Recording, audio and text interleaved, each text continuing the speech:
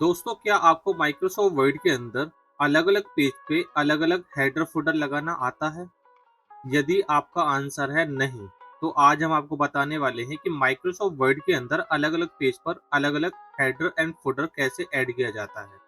तो दोस्तों, मैं मोंटी सिंह स्वागत करता हूं आपके अपने यूट्यूब चैनल करियर स्किल वाला में। दोस्तों, हम पढ़ रहे हैं माइक्रोसॉफ्ट वर्ड के बारे में और ये हमारी माइक्रोसॉफ्ट वर्ड की 18वीं वीडियो है। चलिए तो शुरू करते हैं, देखते हैं आज की इस वीडियो में अलग-अलग हेडर फुटर अलग-अलग पेज पे कैसे लगाते हैं। तो सबसे पहले मैं क्या करूँगा, एक नया पेज ले लेता हूँ। तो सबसे पहले कंट्रोल एन करके मैंने एक यहाँ पर नया पेज ले लिया है।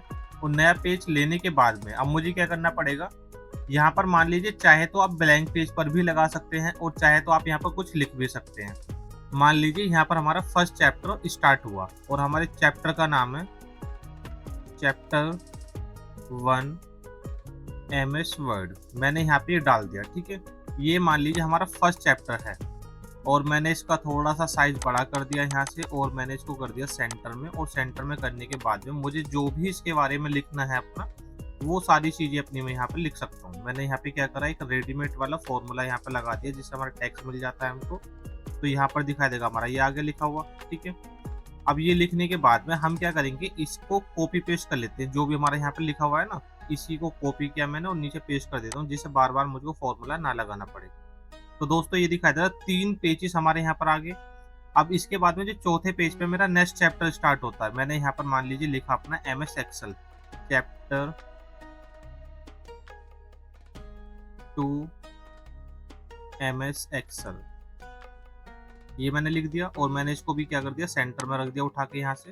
और मैं नीचे आया और नीचे आने के बाद मैंने क्या कर दिया, उसी को जो मैंने ऊपर कॉपी किया था टेक्स्ट, उसी को मैंने यहाँ पेस्ट कर दिया अपना, ठीक है। तो ये दिखाई दे रहा है हमारा यहाँ पर इस तरीके से आ गया। अभी तक जो हमने आपको बताया कि अगर हम हेडर फुटर लगाते हैं, तो मैं इंसर्ट में आ जाता हूँ वापस से आज, ठीक है। इंसर्ट में आने के बाद जैसे मैंने हेडर पे क्लिक करा और हेडर पे क्लिक करने के बाद में जितने भी मेरे यहाँ पर आपको हेडर्स दिखाई दे रहे हैं, मैंने किसी भी एक पर क्लिक कर दिया यहाँ से, ठीक है।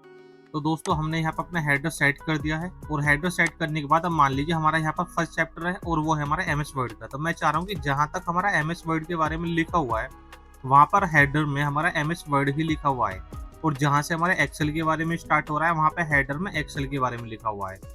तो जैसे मान लीजिए देखो, मैंने यहाँ पे लिखा एमएस वर्ड। अब जैसे एमएस वर्ड लिखने के बाद में मैंने बाहर क्लिक करा, तो ये आपको दिखाई देगा। यहाँ पर ऊपर से दिखाता हूँ मैं अपना। अब ये देखिए एमएस वर्ड लिखा हुआ आ गया यहाँ पर हमारा। जैसे ही मैं आगे जाता हूँ नेक्स्ट वाले पेज पे, तो यहाँ पर आपको दिखाई देगा, यहाँ पर भी हमारा एमएस वर्ड ही लिखा हुआ आ रहा है। इसके बाद में नेक्स्ट आगे गया मैं, यहाँ पर भी एमएस वर्ड लिखा हुआ आ रहा है। और इसके बाद जैसे ही आगे गया मैं, यहाँ पर हमारा स्टार्ट हो रहा है क्या, एक्सेल का चैप्टर। लेकिन हमारा यहाँ पर भी एमएस वर्ड ही आ रहा है, क्योंकि अगर हम डायरेक्टली हेडर या फुटर लगाते हैं तो उसमें हमारा बाय डिफॉल्ट सभी पेजेस पे लगा वही आता है, जो आपने एक बार सेट कर दिया होता है। अगर अब आप चाह रहे कि इसको हमको अलग से देना है कोई, तो हम क्या करेंगे, इसके लिए हम इस वाले पेज पर ही हैं यहाँ पर। और इस पर आने के बाद हमको जाना पेज लेआउट में और यहाँ पर एक फंक्शन मिलेगा आपको ब्रेक का। अब इस ब्रेक पे जैसे ही जाते हैं तो यहाँ पर एक फंक्शन मिलता है आपको, यहाँ पे ये वाला नेक्स्ट पेज। तो नीचे आप अगर पढ़ेंगे तो ये क्या करता है, सेक्शन में ब्रेक करता है यहाँ पर ये, ठीक है। तो हमको क्या कराना है, इसको सेक्शन में अलग ब्रेक कराना है। दोस्तों, अगर हम यहाँ पे हेडर वाले ऑप्शन पे क्लिक करें तो यहाँ सिर्फ दिखाई दे रहा है आपको, सिर्फ हेडर लिखा हुआ आ रहा है यहाँ पे। सेक्शन 1 2 3 कुछ नहीं आ रहा। अभी अगर हम क्या करेंगे, यहाँ पर अपना पेज लेआउट पे जाएंगे और ब्रेक पे जाके मैंने यहाँ पे कर दिया नेक्स्ट पेज के ऊपर क्लिक। तो जैसे मैं यहाँ पे नेक्स्ट पेज के ऊपर क्लिक करूंगा, तो क्लिक करने के तुरंत बाद हमको दिखाई देगा, जैसे मैं हेडर के ऊपर क्लिक करता हूँ तो यहाँ पर दिखाई दे रहा है सेक्शन 2 बन गया हमारा। और अगर ऊपर आता हूँ तो ये दिखाई दे रहा है यहाँ पर हमारा सेक्शन 1 है, क्योंकि मैंने जहाँ पे क्लिक करा है वहां से मुझको सेक्शन 2 में कन्वर्ट करना था उसको। तो ये मेरा हो गया। इतना काम होने के बाद में अब ऊपर देखिए आपका एक डिजाइन टैब खुल कर आया हुआ है और यहाँ पर एक ऑप्शन होता है लिंक टू प्रीवियस। इस वाले फंक्शन से यहाँ से इस टिक को हटा दो और टिक को हटाने के बाद ये क्या होगा, हमारा जो पीछे वाला जो सेक्शन है उससे हमारा कनेक्शन टूट जाएगा यहाँ पे। और टूटने के बाद में हम यहाँ पर जो चाहे वो अपना टाइप कर सकते हैं। जैसे हमने डाल दिया यहाँ पर अपना एमएस एक्सेल, ये टाइप कर दिया मैंने अपना।